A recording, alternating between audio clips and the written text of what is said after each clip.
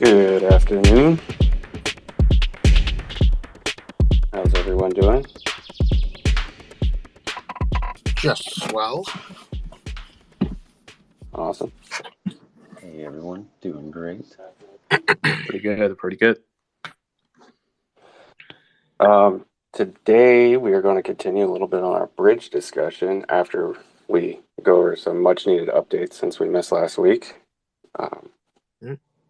We got Dr. Mo Dong from Celer Network and Jazir from Sifchain also will be joining us. Water Spinner, thanks for joining us. He's from our admin staff. Yeah, I'll let you take it away, Sonny. Cool. Hey everyone. I think it's been a little while since we did one because we didn't do one last week because of the Bridgetown Hall, that we didn't do one the previous week because of the superfluid grind. So yeah, basically, a couple of weeks of updates, I guess. So the biggest, most obvious one, I guess, is superfluid is live. We shipped it on just by just in the nick of time on February 28th.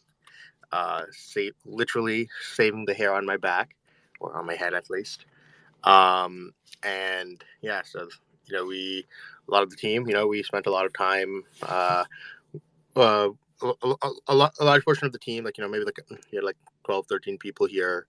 So maybe like a third of the team was here in Berkeley for a month, and we were just sort of grinding out superfluid, getting all the, both the engineering, but also just all the testing that needs to go into launching such a crazy new feature like this. And yeah, so it was definitely, it was probably the most stressful it was since launch. I think it was still a fraction of how stressful launch week was, but I think it's probably been the most stressful week since then. But yeah, so that was pretty fun getting that all out. And then when it went live, I'm very happy that there's been no issues or anything. Everything seems to be pretty smooth sailing.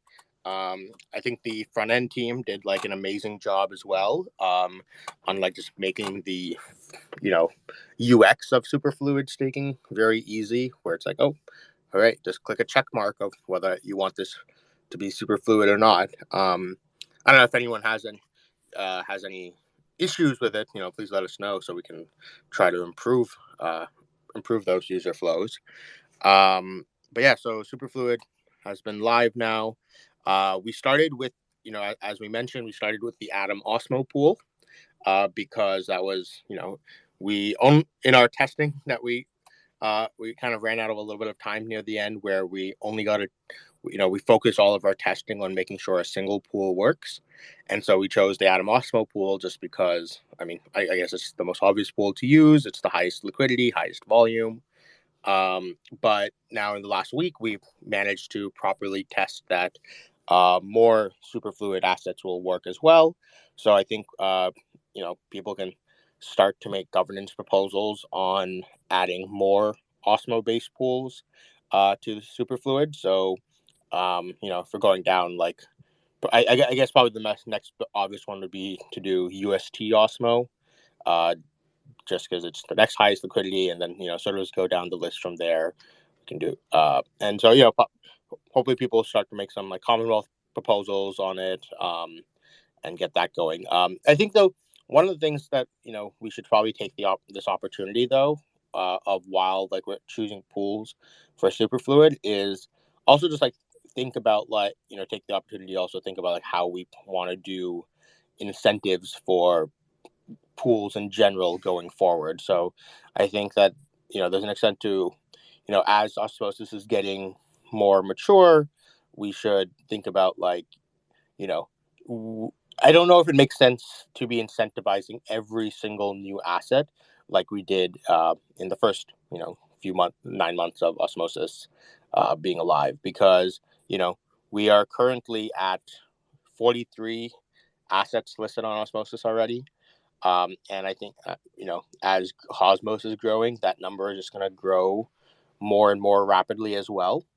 As well as as we connect to other ecosystems, I think it's important to like have a lot of incentives being put towards building up liquidity into the important assets from these other ecosystems. So, for example, once we connect to Ethereum, we probably want to build up a very deep Osmo ETH pool, because if we want Osmosis to be the place where people do cross ecosystem exchange, we need to have deep pools on those like sort of cross ecosystem assets. And so if you look at like other protocols like Sushi, for example, they'll usually pick a few assets to like do permanent incentives for, and then like other assets to do more transient incentives for. So I don't know, basically I think there's a lot of work being done right now between by Unity and Johnny Wiles and Jeremy Parrish and a bunch of these people who have always just been very active in the incentives process, in like designing new, coming up with new models of, okay, how should we do incentives going forward. So that's just one thing to keep in mind for incentives. And so, just kind of, I guess it just, we were just thinking maybe it makes sense to time some of these new incentives changes with Superfluid as well. But maybe that's not too necessary that they're timed with each other. But just something that we've been thinking about a lot recently. Let's see. I don't. Eddie, did you have anything else on Superfluid we should talk about? There was some confusion about the two different percentages. Has that been fixed? Because there was one when you enter superfluid, it was like 18%, and then down where you stake it, it says 89%. That's the grand total, right? I think so. Yeah. It was just a little confusing. I remember a lot of people having that question. Yeah, I think that sounds right. Yeah, so the base APR on the 14-day lock-up pool would be 62%, and then the superfluid is another 18%. So yeah, that would be. I think the 80 something was the total. Yeah. Okay. So for anybody listening who was confused, no, hopefully you're not. No. The bridge discussion last week went pretty good. That was like a 3-hour marathon. Yeah. I saw the calendar invite come for an hour and a half. I'm like, yeah, that's not happening. Wishful thinking. Yeah. Maybe. Yeah, Eddie, you want to give, or I invited Coney up to see if he wants to, maybe, he emceed it, maybe he wants to talk about, give a summary of it, but, yeah, Eddie, you want to maybe give a summary of, like, how it went? Oh, man. Summary, huh? Well, I was kind of in the back of the room there trying to keep track of everything production-wise, but from what I gather, there's a lot going on with Guardians. I can't really explain this as good as you can, Sonny. All right. But between Nomad and Wormhole, I think they had a similar setup.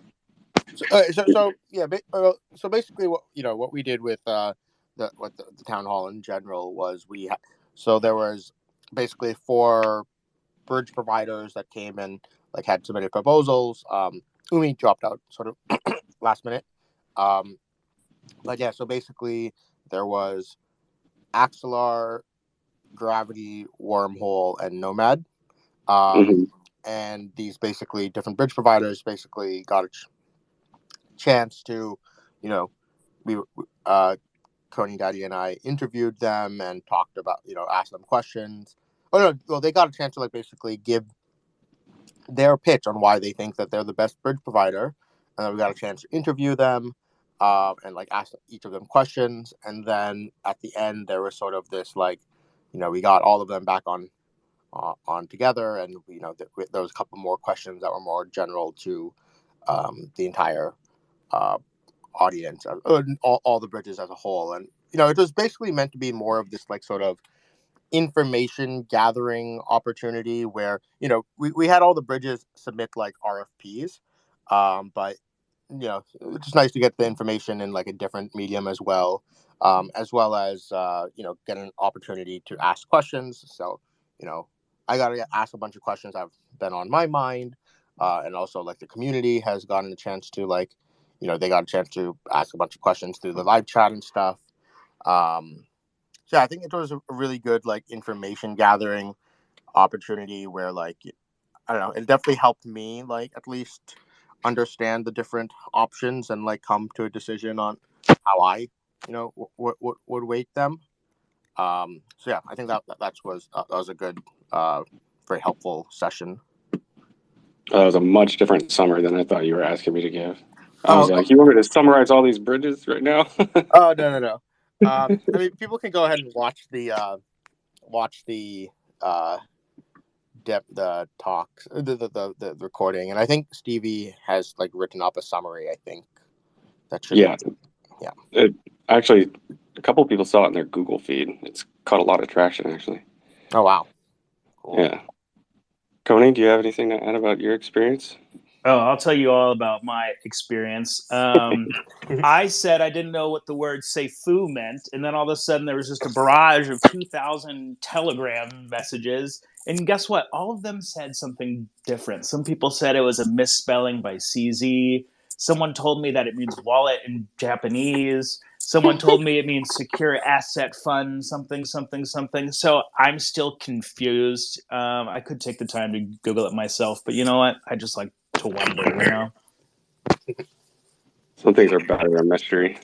Exactly. But overall, a solid stream. So many bridging options. So many bridging things. Yeah. Everybody was real patient too, and take this opportunity to thank everyone again for being so patient. It's not easy sitting through a 3-hour We had a review session. pretty steady stream of people doing it the entire length of time, which I kind of anticipated at the end that would probably all die down, but strong and steady. Yeah. I'm glad that everybody in the community is eager to understand this fully. Mm-hmm. Maybe this is a good time to bring up Dr. Mo Dong from Celer. Hello, everyone. Great to be here, and thanks for the invite. Yeah, thanks for coming up. I know you and Sif had submitted RFPs a little late in the game to get on the panel last week, so I was trying to give you both a bit of an audience here, and Sonny can ask you questions too. So Yeah, I appreciate that. Mm-hmm. So, how should I go about this? Like, should we kind of just go proposals that we made, or like what's the format of this? Just want to kind of get a better understanding on that. So I guess one is I know you guys actually have like maybe one just like tell us a little bit about what Celer Network is. I guess it's changed a little bit since I was like last familiar with it, because I originally thought it was about like sort of more like cross-chain swaps using state channels, and then there was this like watchtower network. But it seems now you guys have a more like traditional bridge as well. So I'd love to like learn a little bit about that, and then we can maybe talk about you guys had this like blog post that you had about like, oh, we should be like making the strong case for like fungifying across bridges. That we can talk about that as well. Yeah, so, let's start with Celer first. Yeah, that'll be great. Thanks. So, well, I guess just a kind of a quick introduction about Celer. Celer did change. Like we started in 2018 with 4 of our co-founders and building the state channel technology, state channel network technology, and we were the first one that have state channel network live. And back then, we were already using Cosmos SDK based construct to build this watchtower for state channels. But over time, as the multi-chain space evolved, we essentially also evolved at the same time that we evolved into a generalized information passing architecture between different chains to allow liquidity states, cross-chain function calls, anything to be passed, between different chains, like really generalized message passing. And the message router sitting in between, sitting in the middle, is essentially what we call a state guardian network, which is a Cosmos SDK-based sidechain, where the staking happens on Ethereum. And then, essentially, all the Cosmos validators are kind of running in this Cosmos SDK power chain to monitor all the different chains to pass information between each other. So, on top of this generalized construct, we built C-Bridge. C-Bridge is essentially a token bridge application that right now supports 65 different tokens, 23 different chains. We have processed to date $4.4 billion transaction in the last 6 months, and have already more than $20 million TVL, and served about 110K unique users on a daily basis. We're looking at about 2,500 to 3,500 users on a daily basis. So pretty good usage as well in general, and growing very quickly. Right now, on a daily basis, we process about $50 to $60 million of a cross-chain transaction volume. As Sunny pointed out, that we started with kind of a liquidity pool-based bridges where we only support tokens to be bridged if there is already a canonical copy of that token on that bridge, on that chain. For example, USDCE on Avalanche is kind of the canonical token that is for USDC on Avalanche, and so on and so forth. But we also expanded quickly to allow this kind of generalized message passing functionality to be able to support just the third-party canonical token bridges, essentially the mint and burn level of bridges, which is very much relevant to the proposal for Osmosis ecosystem. So on that, I just want to also finally highlight one thing here is that we are the only bridge that has two different security models that is built in for different choices, basically for bridge ecosystems or for blockchain ecosystem or applications. The default security model is run by the State Guardian Network, POS staking, running in Cosmos. It's like we're all in the Cosmos family, so like everyone knows how secure that is. So essentially how this works is that the validators in this Cosmos chain will all monitor events happening on different chains. And the first step is for the Cosmos validators to kind of reach consensus on the fact that this particular event happened on one chain. And then during that consensus process, a multi-signature attestation will also be generated and stored on the blockchain itself. And then later relay that into the destination chain with a stake-weighted multi-signature. It's not just a kind of a simple POA multi-signature, but like a weighted actually by stake. And so therefore, it provides kind of natural economic security guarantee out of the gate. If there's one validator that is violating the protocol, the stake of the validator can be slashed according to basically the consensus protocol. And so it's much better comparing to, let's say, a POA-based approach where there isn't really kind of a built-in economic security recourse in the protocol. Now that's the default security model. But we also realize that there are some cases that people just want to make sure that, okay, so like you have a bridge, but I really don't want to kind of trust the bridge infrastructure or the bridge message router itself, no matter how secure it is, no matter whether it's built by Cosmos, no matter whether it's like multi-sig, I just don't want to trust that. That's totally fine. And, we can just add a little bit of trade-off there to make it ultimately secure. Even in the case of like the entire consensus failure, basically more than 2/3 of the validator stakes in the State Guardian network is acting malicious, the entire protocol can still be secure. How to do that is to add essentially a delay buffer at the destination chain. So essentially for every cross-chain messages, whether it's minting tokens, cross-chain function calls, there will be a two-phase commit process on the destination chain. So the first is basically kind of a prepare message.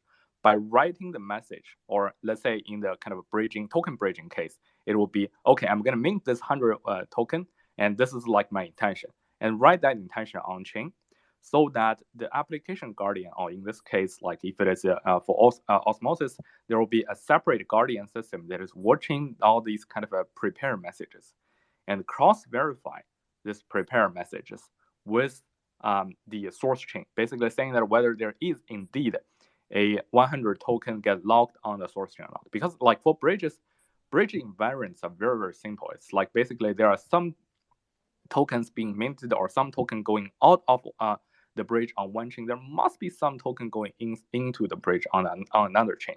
So that kind of bridge invariant need to be checked by what we call an application guardian, or essentially a sentinel system belonging to the bridge ecosystem. And if that check fails, the bridge ecosystem can cut off that entire message path, essentially, to say, you know what, like this is weird, I'm gonna cut off this, and no actual damage is gonna be done, basically, for the entire bridging system.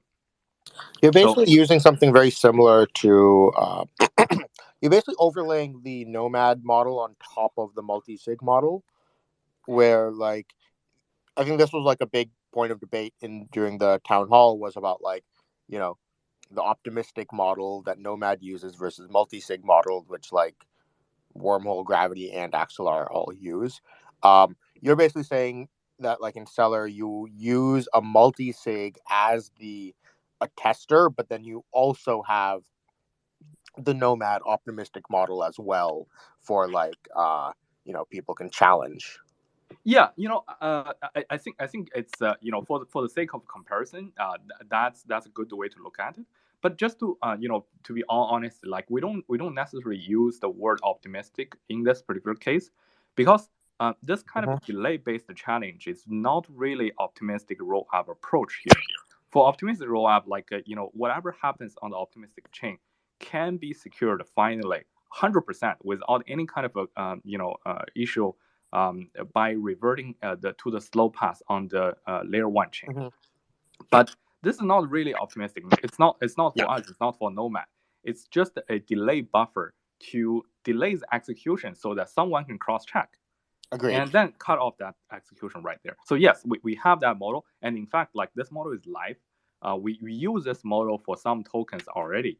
Like for our token bridges, for example, there is a threshold that is in place that is configurable for each chain and each token. So let's say the threshold is above like $1.6 million. I think that's the current threshold. This delay model will automatically be triggered. Right now, we are the only one that's also running an independent Sentinel service, but we're including like Certic and PackShield and many different other different kind of security firms to actually run this kind of Sentinel service or app guardians for the entire Celer C bridge. And I will talk about like how we see this kind of can evolve into a multi-bridge compatible ecosystem as well later. But yeah, from a high level, that's kind of how. You're right, like Sunny. This is like basically a combination of these two different models, and they can actually be mixed matched together. Depends on the level of security that's needed for certain kind of transactions. Cool. I definitely like this better than the pure Nomad model. I think because at least you're getting some level of multi. In the Nomad model, they're using that. They're using the failover system as a backup rather than as the primary thing. Well, here it's more of a backup, while the primary security I think is still coming from the multi-sig system, which is I think the right way to do it. So for sellers, for Osmosis specifically, do you guys support like IBC, or do you have like CosmWasm support, or like how if Celer wanted to, if we wanted to use a Celer bridge for Osmosis, how would we go about doing that? Yeah, so like we don't necessarily connect with IBC, because like IBC today, if we can, but if we connect with IBC, what happens is that we become the middle hub.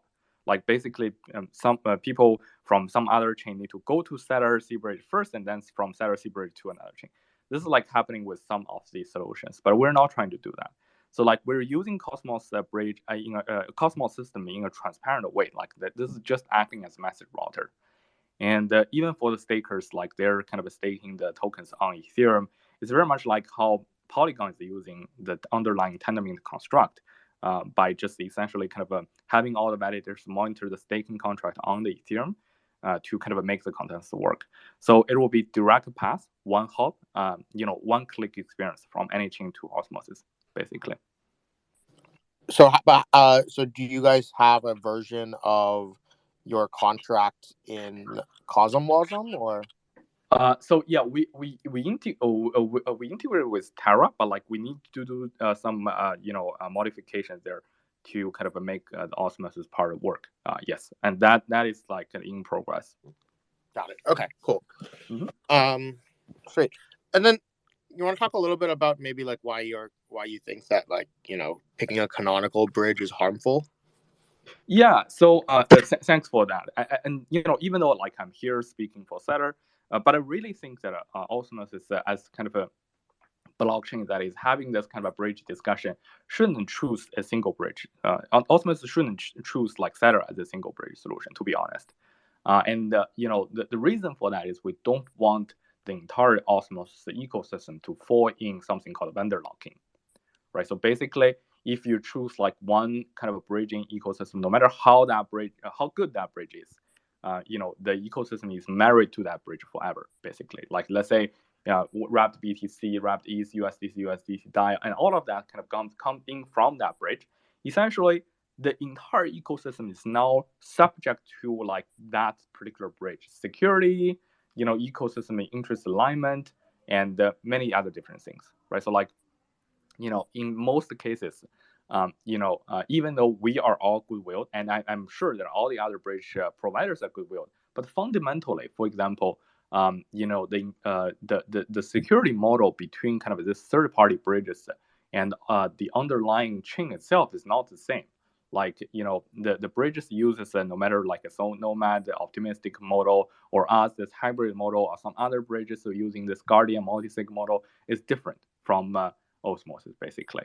So now there is additional security that is entrusted on the single security model without any check and balances. And then the interest is not flatline, although we all again goodwill here, but like in the long term, the interests are just simply not aligned. Bridges are going to connect to multiple different ecosystems. There will be different weighing on different ecosystems, how to align different interests between different ecosystems. Like that's a question that is definitely going to haunt the bridge ecosystem down the line. And also kind of it's entirely different and decoupled decentralization and reliability model that like it's let's say the bridge goes down, then does that mean that this entire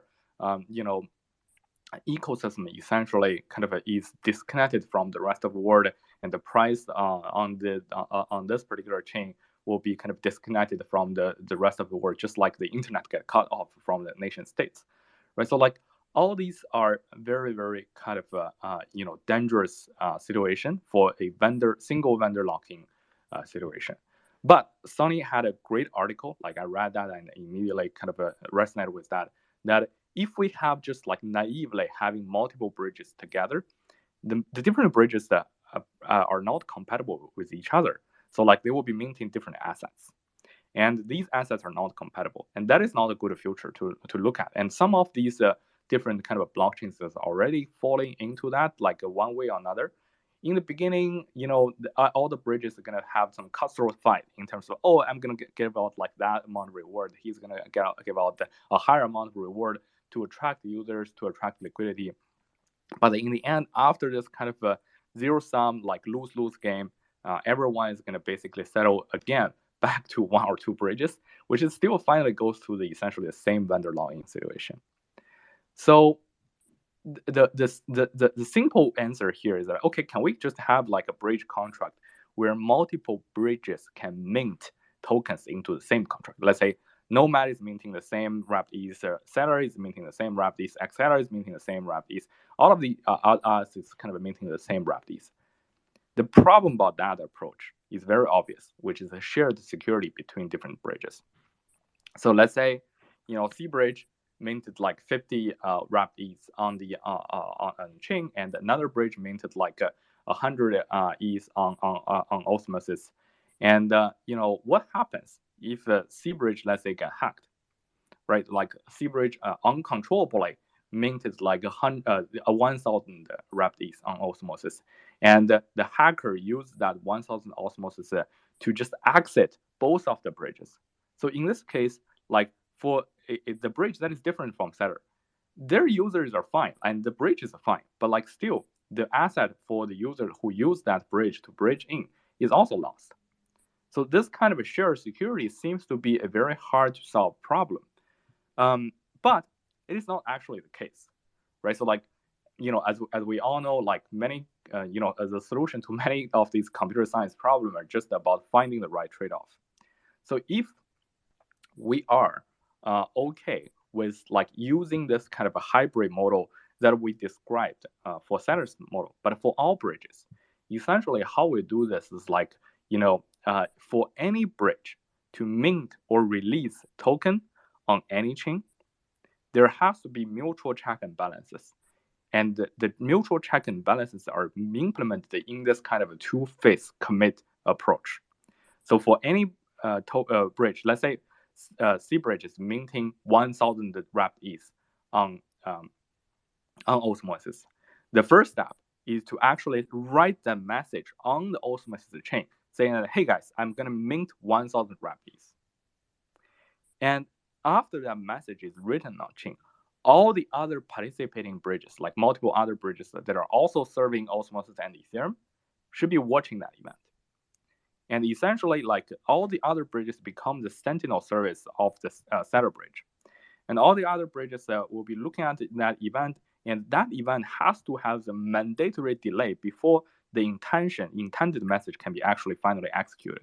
Doesn't that mean every bridge then has to know and understand like how every other bridge works? Well, that's not necessarily have to be the case, right? So first of all, bridges are simple. Like, the bridge itself, this kind of sentinel service doesn't have to get into the details of each of the bridge's internal construct. It just need to look at the on-chain transactions, right? So like basically, if there's on-chain transaction that is locking 1,000 ETH on Ethereum, and then there's like this message goes in, and there's the message itself, like saying that, okay, I'm referring to that particular 1,000 ETH that is being kind of a transfer. And that should be fine. That should be already kind of more than sufficient to kind of essentially, prove that like this bridge invariant is not voided. And sorry. Oh, no. I was wondering, does this only work for tokens or does this work for anything? This essentially works for anything, right? So like basically, because token is just a kind of a special kind of message, and our expectation here is that each bridge should write a sentinel service, this kind of a mutual monitoring service by its own. Like it's not every bridge is going to write. Every bridge is like it's not going to be n square problem. It's going to be ON problem. That Celer will essentially open source kind of a monitor software that like any other participating bridge can use. And if the monitoring software detect any bridge invariant violation, the bridge itself can be immediately paused, like basically by all the other different bridges participating in this kind of multi-bridge architecture. I see. So yeah. Go ahead. Yeah, so basically with that, like with a simple delay injected in the kind of a prepare and commit phase, for any kind of a bridge protocol, what we end up is actually a much secure, a bridge ecosystem, where for any one bridge participating in this multi-bridge system, there are like 10 other guys that are monitoring this particular bridge, which is not possible if you just have one bridge that is like basically live and running at this in this particular ecosystem. So this is a kind of a direction we think that can be very valuable to kind of not having vendor locking and basically kind of have this multi-bridge compatibility feature for Osmosis. I mean, in a way, this is sort of just making a bigger bridge, right? Like it's like you're taking multiple bridges, merging them, using a Nomad style like system, and being like, oh, new bridge now. Which, like, so, but like, is the and I guess the goal of that is just to have more. Like, what would be the difference between this versus just building a bridge that incorporates the stakeholders of both of those other bridges? So I think like the key thing here is that the different bridges have different kind of service levels and different kind of fee charge models. Over time, we believe that like this model, this kind of a multi-bridge model, the most important thing about that is that it leaves door open. Like multi-chain and bridging ecosystem is a very, very fast evolving, and to not basically log a blockchain ecosystem like Osmosis into a bridge this early on in the evolution stage is very important, in our humble opinion, basically. So like this opens the possibility to have like multiple bridges added later on.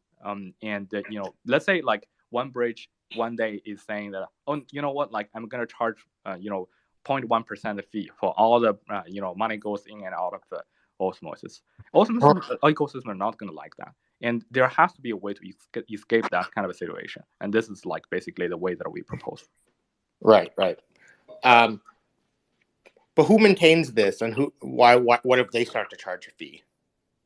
Sorry, I didn't quite get that question. Sorry. Who maintains this, fungifying or thing, and what if they start to charge a fee? I mean, like this token. So first of all, the token contract, let's say like USDC, USDT, this is not maintained by anyone per se.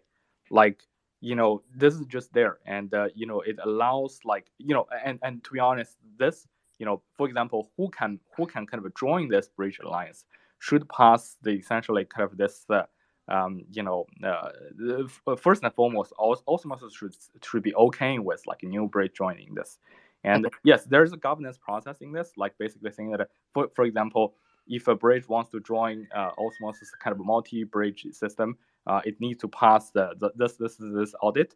After this audit is done, it needs to kind of have this Sentinel system that is implemented and be able to run by all the other different bridges. So like then it can kind of join this.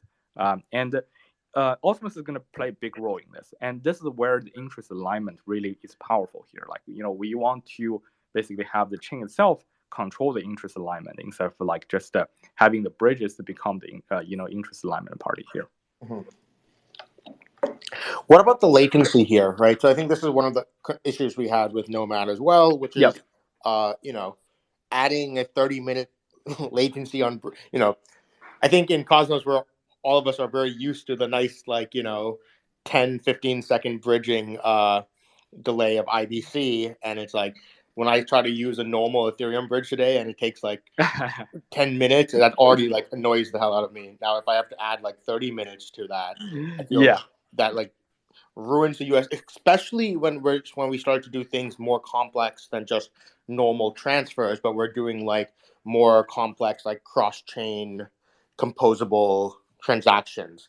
I 100% agree, right? So like how to solve that is basically use the same kind of a hybrid model that we kind of talked about, right? So this is a kind of again a community decision, right? So like if it is let's say in the asset bridge case, if it's like less than 1 million for most of the users, let's not add that delay, right? So like basically, and essentially have the capability to have like a kind of a autonomous control for any bridges. It still can be paused if the violation, the bridge invariant is violated. It can be paused very early if there's any single transaction that is violating this bridge kind of invariant. But again, like this can be dynamically configured for different tokens for different use cases. But like essentially, yes, if we want to have a multi-bridge system, then yes, like there are essentially some delays for a certain level of transaction. If let's say like $1 million above transactions, there has to be kind of a delay injected so that all the others will be able to monitor it. This is like the trade-off that we're making here. Like essentially we're trading off delay, a little bit delay, with the added security with multi bridges and also like an open ecosystem down the road. I'm not saying that's like free. The trade-off here is delay. Yes, you're absolutely right, Sonny. Got it. Cool. Okay. Yeah. No. Thanks. I think it's really helpful. I think that I think our general stance has been yes, we want to do some sort of fungifying eventually across multiple bridges. It's just not, I guess building out such a system like this will take us a lot.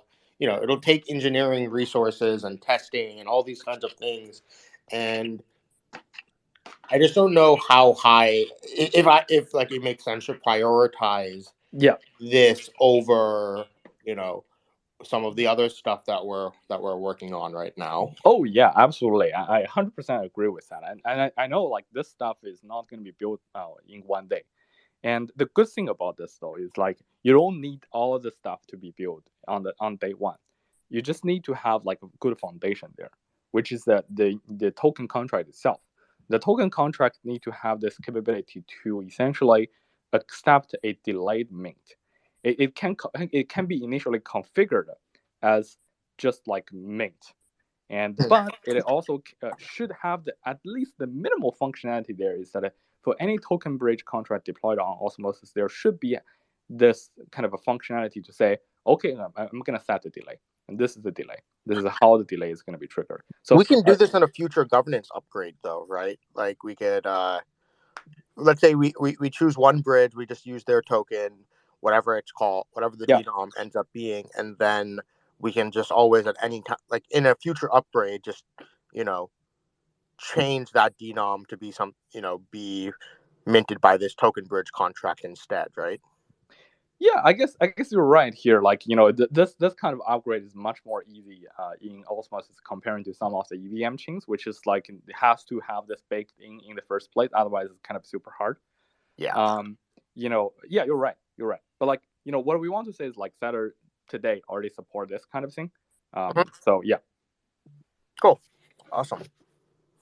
Thank you so much for sharing. Yeah. But coming back to like shading Celer a bit more here is that aside from talking about the greater good, we are kind of operating in this space for quite a while, and we very much care about security. This is like why internally we already have this kind of a Sentinel and the delay transfer and all that stuff that's built in into the system, and also like just a summary that we are the only one that provide this kind of a hybrid model. For very large transactions, there will be two-phase, prepare and commit. But for smaller transactions, it's going to be smooth one click. Cool. It's actually a pretty good solution for a multi-bridge. It's the only good one I've heard, actually. Everybody else was kind of like, oh, we'll just have all these weird prefixes. It's yeah, well, this is the prefix thing is kind of what's happening now, and we're also guilty of that in some other chains as well. Yeah, I mean, my main concern is mainly around the latencies. I think that I think that latencies are very annoying, and then I feel you can like build a lot of circuit breakers at the transfer layer itself. Like, rather than having this like latency by default, you just say that like, okay, here's a normal bridge, and then if it's first of all, no bridge should ever be like. I don't think there's any good reason for it to be allowing you to transfer like more than 25% of the bridges, like, total supply in like one 24-hour period, right? That's like kind of crazy, and like you can at least like bound a lot of these attacks and stuff. And then same thing, like you're saying, like any transfer that like maybe more than like $10 million or something, right? Maybe it should require some like it can automate a delay system or require some sort of manual approval or something like that. Yep. Yeah, we 100% agree with this kind of a design philosophy here. Like for most of the users, delay is just like hurting the user experiences, and we don't want that. But like for whales, like or for extremely large transactions, it's good to be cautious and prudent. Yeah. Cool. Hey, Kevin. Hey, what's up? This has been enlightening.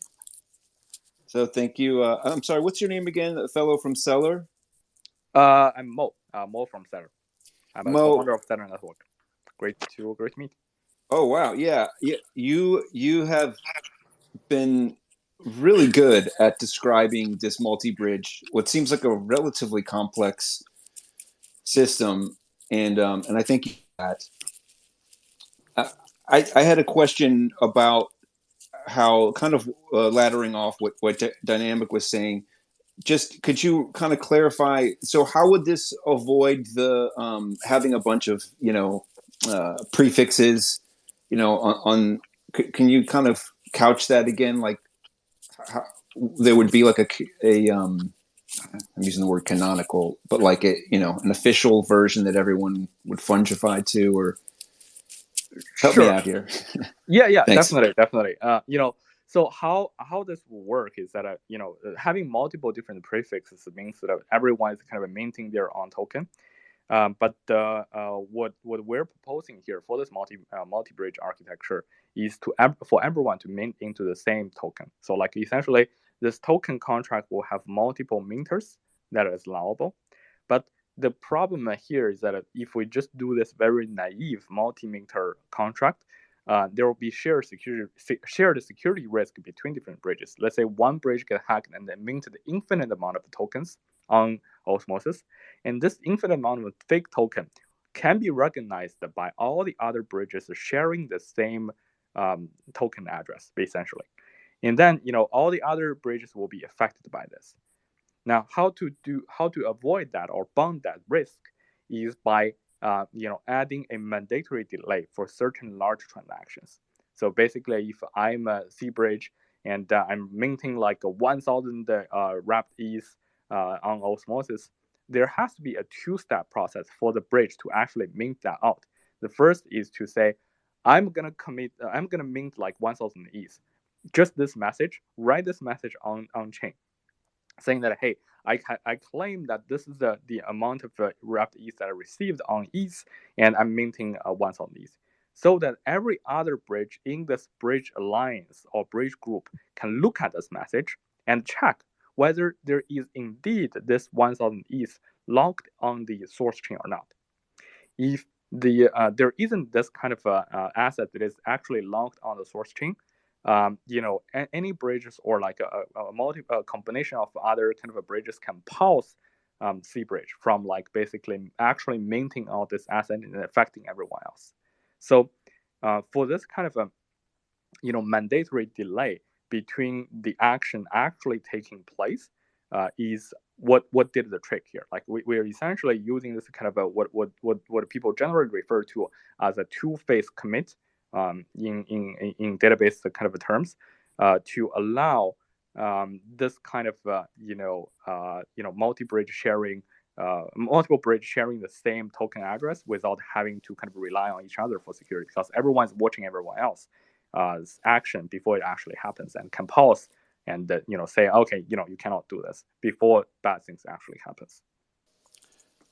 Okay, you were breaking up a little bit, but you're so good at this that I still understood you. Thanks. So basically, it's the delay that allows everyone to check each other's work, so to speak, or check what they're submitting to be minted, and that is how the fungifying happens, is by each of the bridges saying, yeah, okay, I give this the thumbs up. Taking that time allows everyone to know, like, this is as good as any other bridged ETH or whatever it is. Yes, that is correct. Okay, I mean, it does seem to that kind of a process does seem to fit with the ethos of Cosmos, and yeah, I like the idea that this could be triggered perhaps down the road through governance if it's too much to build up front. So cool. Thanks so much for presenting it. Appreciate it. Yeah, no problem. And in the beginning, the foundational thing of this is like super simple. It can just be like a very simple contract that is allowing this. But Sonny is absolutely right. Like upgrading things in Osmosis is like so much simpler than EVMs. So yeah. Thanks for that. I guess we should take some questions if anybody has any. Yeah. Water spinner, anything going on in admin land?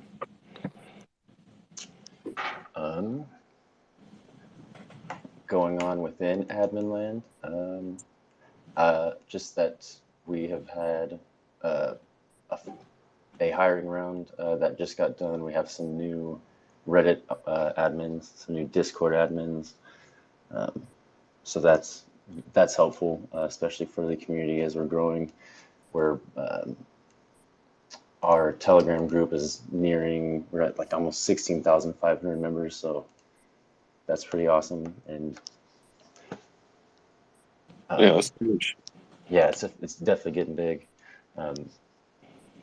The 24/7 support is definitely getting helpful for everyone, and especially coming up with all these bridge talks.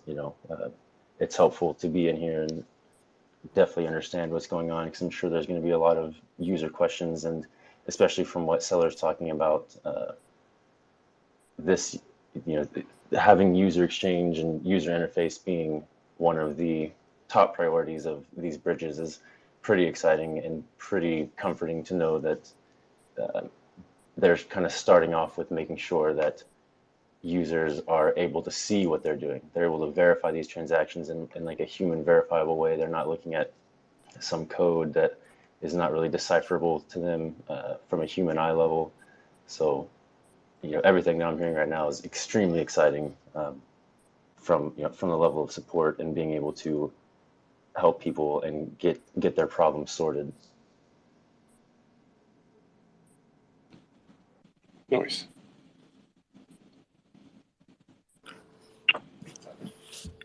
Kevin? Yeah, I had one other question for Celer or for Mo that unless has been addressed. I think most of the other bridges had their own token except for Nomad, and since this is sort of an overlay of And Wormhole. Yeah. Oh, and but isn't Wormhole launching? I thought they were launching something. No, they're launching a Cosmos SDK chain, but right. it's not going to be. It's still going to be proof of authority, not proof of stake. Okay. So gotcha. Okay. Yeah, I was just curious if there was an associated token. I'm assuming not. For Celer? For Celer? Yeah. Yeah, we have a token, and this is like basically the staking token for State Guardian Network to ensure the economic security of this. Mm-hmm. Okay. Cool. So I guess, one thing with the whole bridge thing is, like, at some point we got to start making decisions now. I think, our plan is to hopefully get some proposals up within the week. So I guess the plan would be to do, follow something similar to Stevie's proposal on Commonwealth, which was around, what we'll do is we'll create like sort of approval voting system for where, like, it'll definitely be one of the most complex governance things that we've done, just because of the lack of multi-sigs on the Cosmos, not multi-sig, lack of multiple choice voting on the Cosmos SDK right now. So what we'll probably do is like an approval voting system where you can, we'll have different options, and then people basically decide like, hey, which bridges are you in support of versus not in support of. So sort of like a yes or a no, and then based off of whichever ones get the, hopefully maybe one will be like out above, like, above all the others. Otherwise, if any of them are like particularly close, we have to define what that means.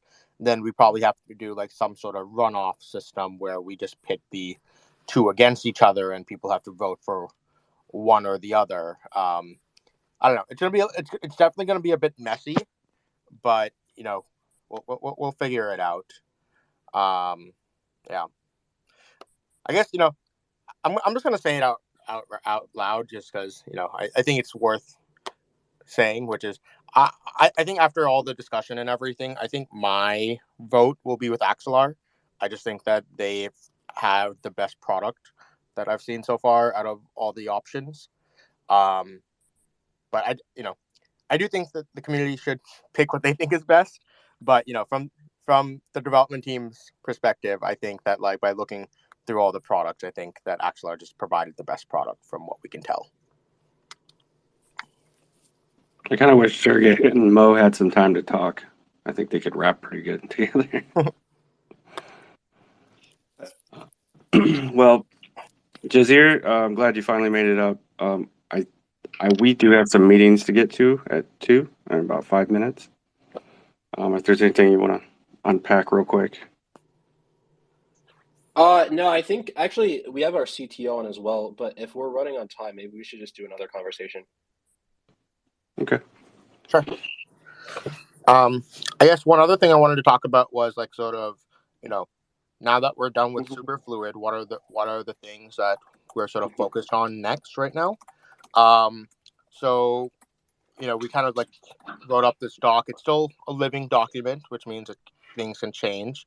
But just as of now, our sort of priorities for the next like month or two is stableswap. I think that like once the Ethereum bridge goes live, I imagine we're going to have more stable tokens, whether it's like more stable coins from Ethereum, also just like different types of bridged assets. But I think like sort of owning that like the route between UST and USDC, I think that's like something that's very important for us. And so, yeah, we're working on shipping stableswap like very, that's sort of the priority for the next upgrade. And so we've kind of been like researching a bunch of different stableswap designs. Curve is very complicated, so we're working on finding some simpler ones. I think we have some good hope in like the solidly design, because I think it's just very nice and simple. Rest in peace, Andre. But oh man, yeah, I saw that. Oh man, Anton too. Yeah, but he left us with one last hurrah, which is like the very elegant design that is the solidly AMM. Then on top of that, we're just working on more testing. A lot of the focus for the next month is going to be really focused around just like testing and like refactoring. I think that like I think one thing with the rush around superfluid, I will say that maybe we cut some corners on like the code quality that we normally like to see. But we tested everything very clearly. There's just things that like I think can be refactored and made a little bit more cleaner in the code. One of the big things we're waiting for is the ORM module in the Cosmos SDK, which will like make, honestly, that one module will just make like developing Cosmos SDK stuff like 50% easier. So we're just waiting for that to land, and then we can like go through and refactor a lot of our superfluid code, but also just like other code as well. We're refactoring a lot of the AMM module, partially so we can get stableswap in, where we're kind of, currently the AMM module assumes the balancer code, or balancer style pools, but we're going to go in and like generalize it so we can, that's how Osmosis originally started, was with this like mission of generalizing AMM. So we're kind of going through that right now and making it so we can plug in different types of AMM curves into different pools. Then on top of that, we're working on just getting a bunch of like small features shipped, but like getting the TokenFactory, which will allow like CosmWasm contracts to mint new tokens. So that's something, the CosmWasm that landed in Osmosis right now, it doesn't have the ability to mint new tokens, which is okay, because there's still a lot you can do without that. But once we can mint new tokens, it'll make it easier for people. It'll open the scope of what people can build. We're getting a TWAP Oracle in there. Working on adding interchain accounts so people can do stuff like, there's people building, like there's a project called Quasar, which is building like a vault system for LPing. There's one called DTF, which is building like a ETF platform that like, rebalances using Osmosis. So there's all these like things that are going to be starting to be built. and they kind of, if they're on a separate chain, they need to have interchain accounts to be able to interact easily with Osmosis. So that's something that's under the works. And then we're working with we're working with Confio on getting like Isotonic, a V1 of Isotonic shipped as soon as possible. So yeah, that's some of the sort of main focuses that we have for the next like month or two. Please, that's great. Please get some rest. Sure. I don't know if you've slept since Super Fluid, but congratulations on that. It's just you guys got to take a lap. Thank you. Yeah, no, we had a good. It's been a good 1 week where we finally got some rest in. But yeah. Great. Awesome. All right. Well, next week we're gonna have Greg and Will from Regen up to talk carbon credits and osmosis. Sweet. If we can have so. Join us next Yo, week. actually, is it possible for us to be on the one as well? I just want to make sure we don't delay this for too long. I'm willing to bet people are pretty interested. We might be able to get that. Perfect. Cool. All right. Well, Thanks. I'll see everybody. Thank you, everyone. Thanks for the invite. Bye.